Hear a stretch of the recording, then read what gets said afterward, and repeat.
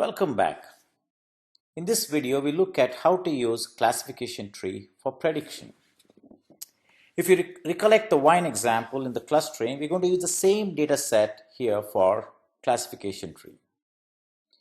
So the idea behind classification tree is you use a sample data set to generate a classification tree and use that tree to predict other outcomes in that data set. Which means you got to first partition your data set into training set and validation set.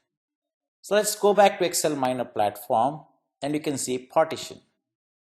Here we're going to use standard partition to randomly pick certain data points for training the classification tree. And you'll get to see how it looks like.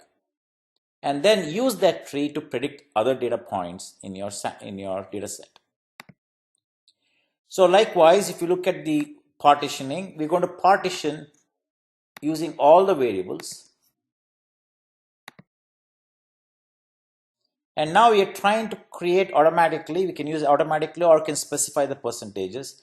I'm going to use 60% of the training data for training set and the rest for 40% for validation. What does that mean? It randomly selects 60% of the data to train a classification tree, which is like a long rule, and it predicts the type A, B, and C, and use that particular training set or the classification tree to validate the rest of the data points, that is 40% data point.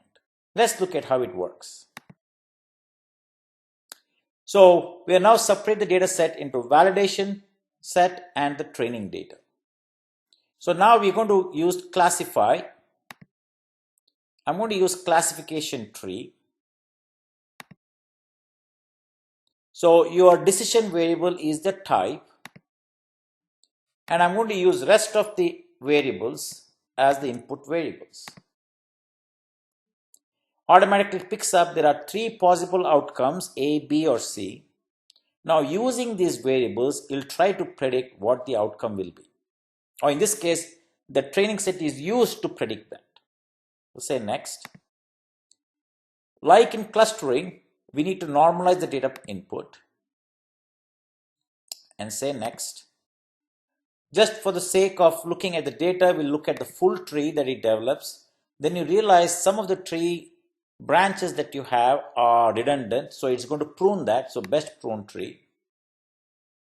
Okay, so you can check mark these particular choices you have, a detailed report, okay, and then say finish. So what it has done is it has now generated the full tree. This is the way it looks like. What does that mean? If the color intensity is less than or equal to 3.825, you go this way. Or if it is greater than that, you go to the other side. Once you come here, there are 60 data points. We have flavonoids. If the flavonoids is less than 1.63, you go here. Or if it is greater than 1.63, you go to your right. Likewise, malic acid. Then the leaf node, these are called the leaf node, you have the output, the decision variable. B, A, B, C, B, B, A. Okay. Now, the question is, how good is it to predict? Okay. So now we want to see how well it does in prediction. So let's go look at validation score details.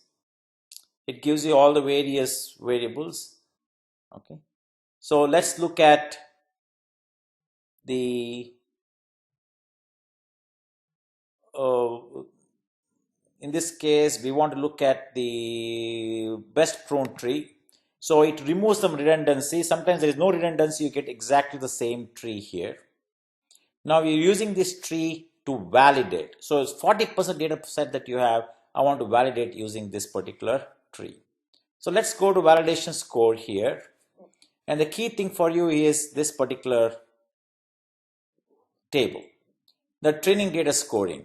The actual class is ABC and the predicted class is ABC. So now, how well this training set was created, or how well this particular tree is being established. So according to this training set, the actual class is A, the predicted class is A, and 20 or 28 has been correct.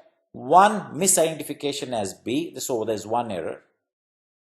Likewise for B, you have 48 rightly classified and there is no error. And same thing with C, there are 30 data points and it actually accurately predicts all the 30. So we had an error rate of 0.93%, which is fantastic. In real life, it's very hard to get this kind of training set. So obviously the tree that you have developed is fairly accurate. Now we apply that particular tree on those rest of the 40% of data to see how well does it predict. So it takes each wine, the actual class is A, and it checks what it is predicting. In this case, it is accurately predicted 25 of them, and there is a misidentification of 5. Likewise for B, there is 2 misidentification as A, but 21 is accurately predicted. Likewise C, there has been no error. In this case, by using that tree, we were able to predict accurately for almost 90%, an error rate of 9.85%. So this is a fantastic way of generating rules. So a best way to look at that is somebody comes to your bank asking for a loan. You get their credit score, you get their income, maybe their debt, family size, other variables you look at it, and you input that values and check whether we should give loan or not.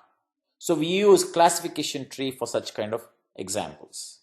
So this particular case for wine, we have developed this tree. We use this tree to make predictions for the validation set. So in this case, the training set is very good with the error rate of 0.93%, but we use this tree to predict and the error rate is only 10%, so 90% accuracy. Overall, we have a very good data set and a very good prediction model.